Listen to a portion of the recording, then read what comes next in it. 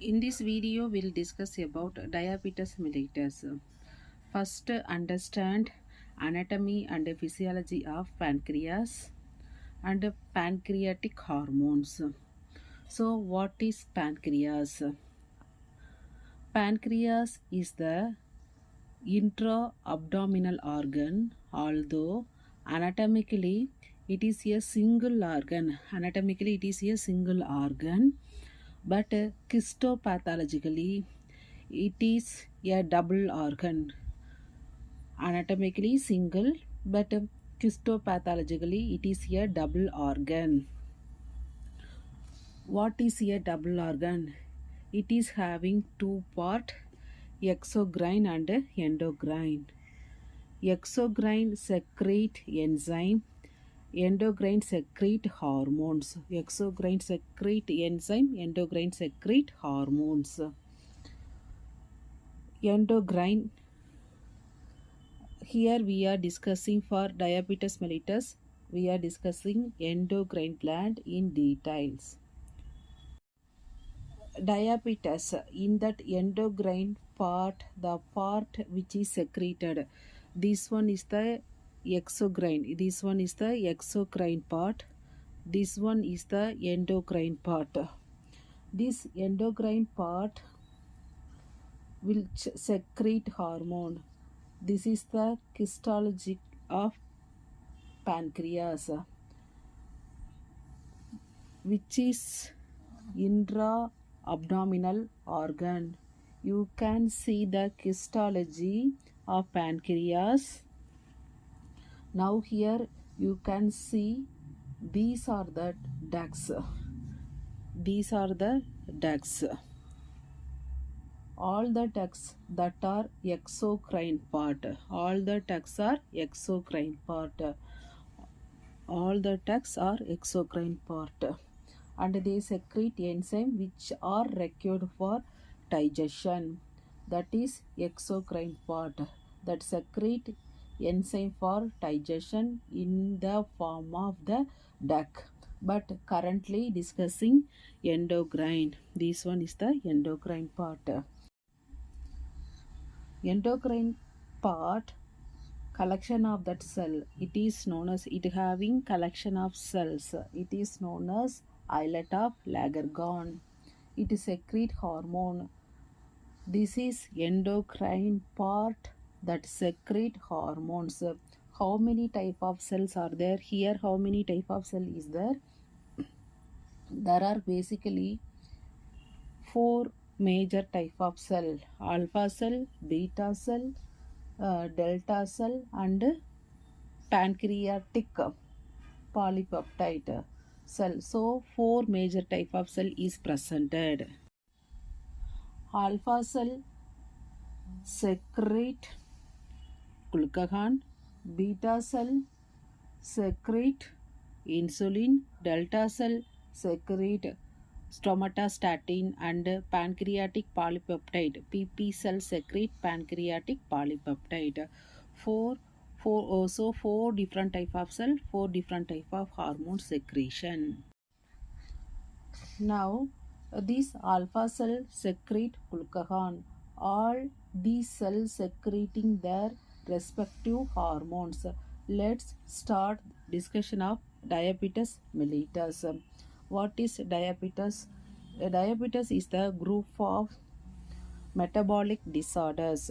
Group of metabolic disorders sharing that common feature of hyperglycemia. Sharing common feature of hyperglycemia. So the diabetes, there is hyperglycemia. That is, what do you mean by hyper? Means more. Glycemia means glucose. So there is increased glucose concentration, increased glucose level in blood. That is known as diabetes mellitus. Increase glucose level in the blood, it is known as diabetes mellitus. Now the point is that why there is increased glucose. For understanding that, understand the metabolism of the glucose. Now you can see It is a simplified diagram. This is the blood vessels, and this is the cells: liver cell, skeletal muscle cell, and adipose tissue cells. These are the target organ inside which the glucose is stored. Inside cell, glucose stored. So liver, skeletal muscles, and adipose tissue, and this is the cell. See the insulin. See that insulin, that arrow. Insulin takes the glucose from blood. Insulin takes glucose from the blood to the cell and to store the glucose in the cell in the form of glycogen. How it is stored? In the form of glycogen. So insulin decreases blood glucose level. It is taking glucose away from the blood. Taking glucose away from blood. On the contrary, the other hormones, the glycagon is degrade the glycogen and converted into glucose from the cells to the blood. So it increase the blood glucose level. So insulin secreted by beta cells of islet of Langerhans of pancreas, and glucagon is secreted by alpha cells of pancreas. So in human body we have alpha and beta cells. Whenever we require insulin, we can secrete insulin and decrease blood glucose level. And whenever we required more blood glucose level, we secrete glucagon and increase blood glucose level. For example, at the time of meal, when will take meal, the blood glucose is more. It will secrete insulin to secrete it. At the time of fasting, the blood glucose level less. We are not eating anything. We want to increase blood glucose level, so we secrete glucagon. So time of meal, insulin. At the time of fasting, glucagon secreted, and this is homeostasis. Everything is balanced. That condition name is called as homeostasis. So this is normal. So this is the normal person, blood glucose level maintaining. Now, what is the problem in that patient with diabetes? Diabetes is a disorder in which there is some problem with insulin. Number one, either insulin is absent, or beta cell are destroyed, or there is no insulin. Number two, it is present but it is not functioning. So number one, whether insulin is absent, otherwise whether that function, that insulin function is not working proper. So in fact it can be qualitative and quantitative. What is qualitative and quantitative? If the defect is qualitative, insulin is absent. Qualitative means insulin is absent. If the defect is qualitative, means it's present but it's non-functional. So present but non-functional means quantitative. Insulin is absent means qualitative. So if insulin is not working, what will happen? The blood glucose will not shift to that cell. So blood glucose will not shift to that cell. So blood glucose will not shift to cell. There will be two problems. Blood glucose will rise. So here not shifted means here blood glucose level will increase, and the cell glucose level will fall. So here cell glucose level fall, here blood glucose level increase, here cell glucose level will fall. Both will happen. The blood glucose level will rise here. Okay, so and the cell glucose level will fall. Blood glucose level which rise, it will go to many organ. So this blood glucose will go to many organ, especially three important organ. The kidney causing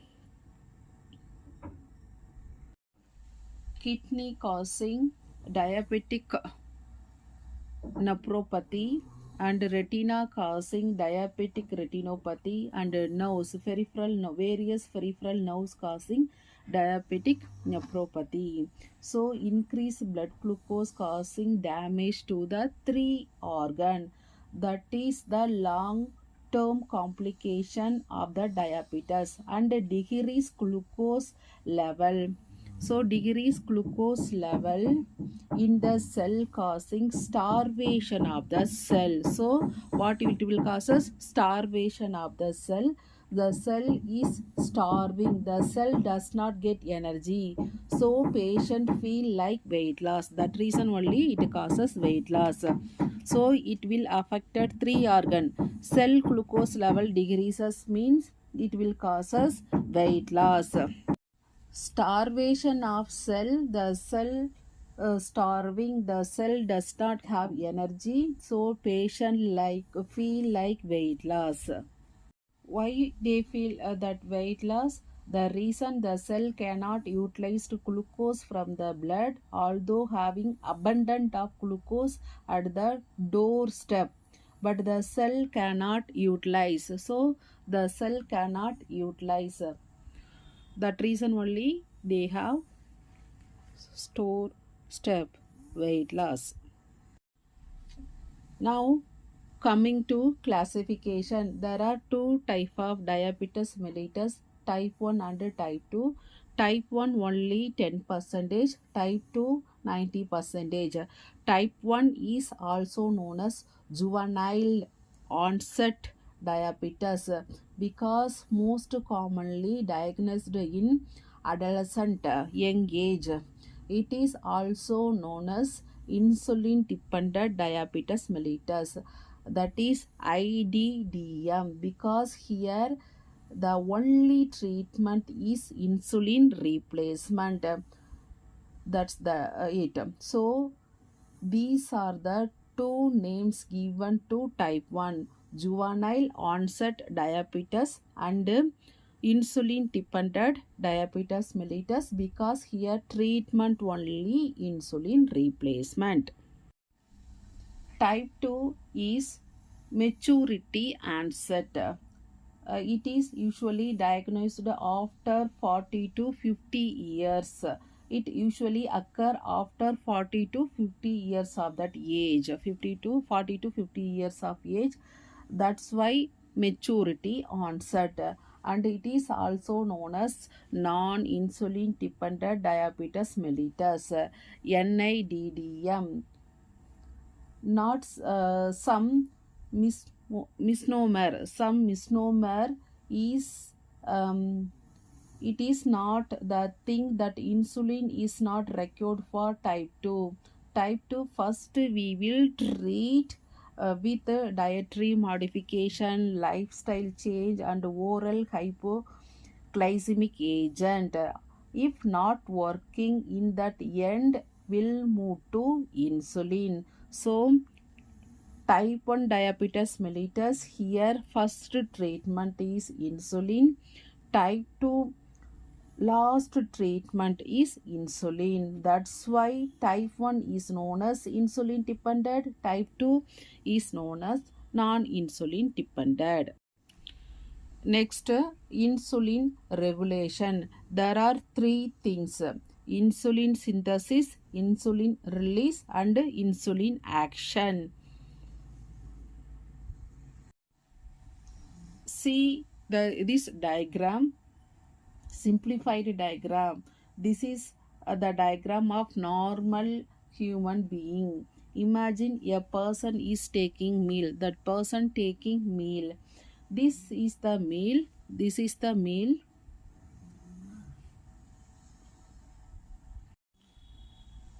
When the person take the meal orally, the glucose is going to mouth. This glucose is going to mouth. Then it will go to esophagus. Then in the stomach. Then in that intestine, it get absorbed and reach to in that lumen of that blood. It reach to that lumen of that blood.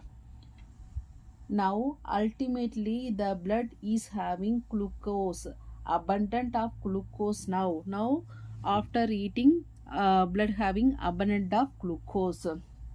Whenever glucose is more than 70 milligram per deciliter in blood, okay, abundant of glucose more than 70 milligram per deciliter of that blood, it will move to pancreas. It is the pancreas.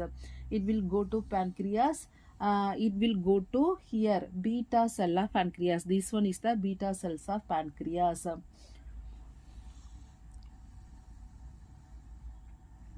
Inside this one is that pancreas, this one is the beta cells. Glucose going to here, so glucose will go to here. Glucose from blood is going to pancreas, stimulate pancreas to secrete insulin in the blood. It will stimulate, after that it will secrete insulin to that blood. So on stimulation, that pancreas is secreted that insulin in the blood. Red one is that glucose, blue dot one is that insulin. Taking insulin now, so it will taking insulin here. This insulin will go to 3 organ. This after that, this in from blood it will go to 3 organ: liver, skeletal muscles, and this adipose tissue. So insulin is going to these 3 organ. The 3 organ having receptor. So these 3 organ having receptor and causes implantation of GLUT4 on the cells. Implantation of GLUT4 on the cells. GLUT4 is the door for glucose. So if glucose want to enter into the 3 cells directly, so directly it cannot enter without insulin. Suppose directly it want to enter, means it cannot enter. With the help of insulin only it can enter. So here the pancreas taking insulin out and asking that insulin, please help me, I want to go inside of the 3 organ and get stored. So after that only that insulin is going and creating a door for the glucose. So insulin is the key for the lock. If glucose is directly going into these 3 organ for storage, there is a lock. Here lock is there, so it cannot open. So it is going to the pancreas, taking insulin out and asking insulin, please help me, can you open the lock for me? So insulin is going in these 3 organ and opening that lock for the glucose, so that glucose can enter through GLUT4 inside these 3 target organ and get stored there. See this diagram. Inside liver, glucose will be stored in the form of glycogen. Skeletal muscle also glycogen. It will be stored as glycogen. Adipose tissue, it will be stored in fatty acid. So this is how glucose is stored. So in liver and skeletal muscles, glucose will be stored in the form of glycogen. In the form of adipose tissue, it will be stored in the form of fatty acid. This is how glucose is stored. Pathogenesis of type 1 and type 2 diabetes. First, talk about type 1 diabetes. The problem is that body cannot synthesize insulin. Insulin is absent. Which cell synthesized insulin? In pancreas, islet of Langerhans of pancreas. In pancreas, islet of Langerhans of pancreas. There are 4 types of cell. Beta cell synthesized insulin. Beta cell also destroyed. Who is destroying that beta cell? The body own immunity. Body own immunity. So type 1 diabetes is a autoimmune disorder. It is an autoimmune disorder in which body's own immune cell, that is cytotoxic T cell, CD4 cytotoxic T cell, they are destroyed the own beta cell. So they are causing self-destruction and self-destruction of beta cell. So beta cell will become zero, so insulin will become zero. So that is the pathogenesis. Here beta cell destruction, so insulin is zero. That is type 1 pathogenesis.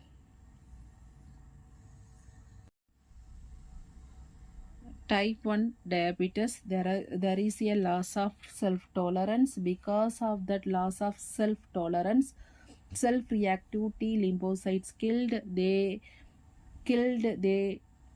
degradation. The beta cell of pancreas, they attacked beta cell of pancreas, so beta cell will be absent, insulin will absent. There is no insulin, not the glucose coming in the blood. Glucose coming in the blood, this is the glucose patient eating, so glucose is coming after absorption.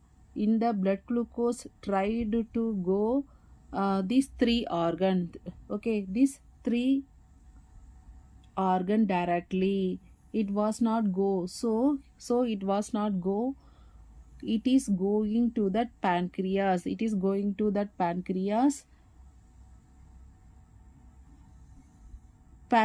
to secrete insulin, but insulin cannot secrete it because beta cells are absent.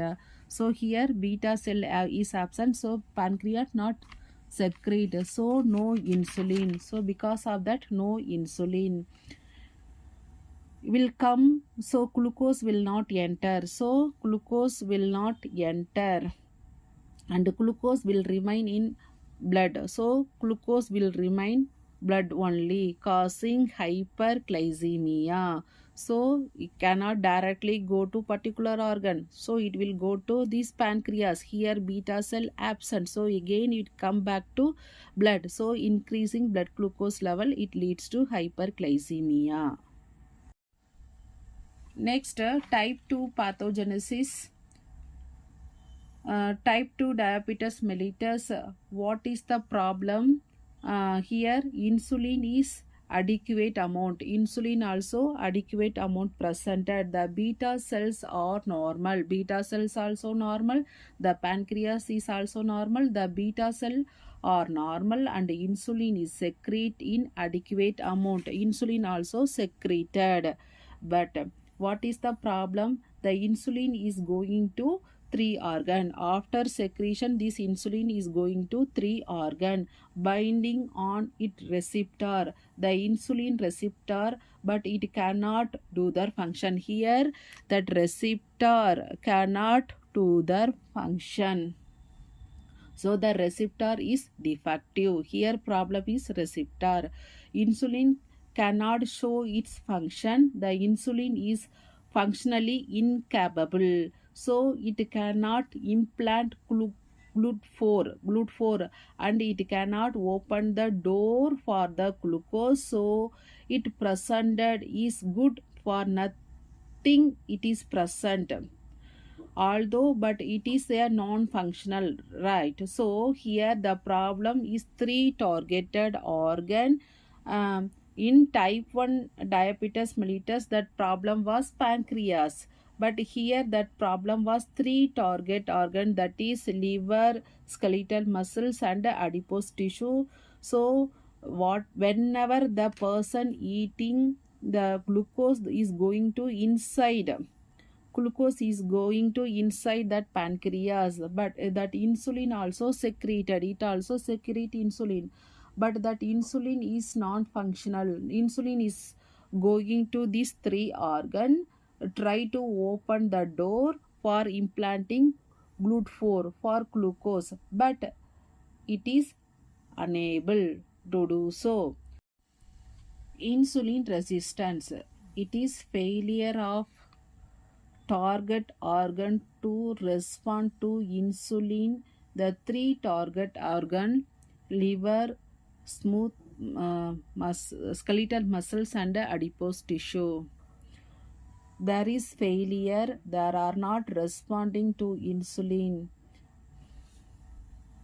So three organ, that receptor is absent, there is failure, they are not responding to insulin. What are the clinical features of diabetes? Type 1 and type 2, there is a typical triad. Polyuria, polytipsia and polyphagia. Polyuria means patient urinated more. Polytipsia, patient drink more. Polyphagia, patient eat more. So it is triad, triple P triad. So triple P triad, along with this triad, the fourth things, that is weight loss. Although patient eating more, still weight loss. The two things are, okay, eating more but weight loss, the two things are paradox. They till they having together, the diabetes patient eat more, still patient having weight loss. So weight loss is not included this triad, but it is also there. Why it is happening? Whenever glucose is presented in blood, it cannot go and get stored in the target organ. So whatever glucose presented in blood, it will go in that urine. Glucose urea, it will go in the urine. Glucose is osmotic molecule, it will not go alone, it will draw water with it. So it will result in polyuria. Because of polyuria, there is dehydration. Because of polyuria, there is dehydration in the patient. Volume of depletion and dehydration, that will stimulate the thirst center, causing polytipsia. So polyuria leads to polytipsia. Uh, Polyuria leads to polytipsia. It is not polytipsia used to give rise polyuria. So patient urinate more. That's why patient drinking more. The two things are related regarding polyphagia, because there is weight loss, there is negative energy balance, so patient have increased appetite and polyphagia. What are the complication of diabetes? In the two complication, diabetes ketoacidosis and hyperosmolar coma. These are the two things. What is diabetic ketoacidosis? So whenever there is insulin deficiency in type 2 diabetes and type 1 or type 1 diabetes, whenever there is insulin deficiency in type 1, it is completely absent. Now it is stimulate an enzyme known as lipoprotein lipase enzyme. This causes the breakdown of adipose tissue and it converted into free fatty acid. Free fatty acid. The free fatty acid oxidized and form ketone bodies. And ketone bodies first come in blood, then they go to that urine. So there is ketonemia and ketonuria in type 1 diabetes. Free fatty acid oxidized and form ketone bodies. Ketone bodies first come in blood, then they go to that urine. So ketonemia and ketonuria in type 1 diabetic mellitus. Diabetes mellitus. How to diagnose? There are three ways: urine test, blood test, and others. In for glucose, there is a Benedict test for urine using Rothra's test. So, urine test, you will test for glucose and ketone. For glucose, there will be Benedict test. By using Benedict test, can detect that glucose in urine. For ketone bodies, using Rothra's test. Then blood test. Blood test, what is the cutoff? How much glucose should be present in blood to diagnose a case of diabetes? There are revised criteria for diagnosis of diabetes as per ADA, American Diabetes Association. The ADA have given three criteria. What are the three criteria? The random, the fasting glucose, and two are fast prandial glucose. After 75 gram oral glucose load. So random is not related to any meal. Anytime if you take the glucose level in blood, if it is more than 200, so the cutoff here is 200. Second one is fasting. Below 100 is normal, 100 to 125 impaired, more than 126 diagnosed diabetes. Then 2 hours after 75 gram glucose load, less than 140 is normal, 140 to 199 impaired, and more than 200 diabetes.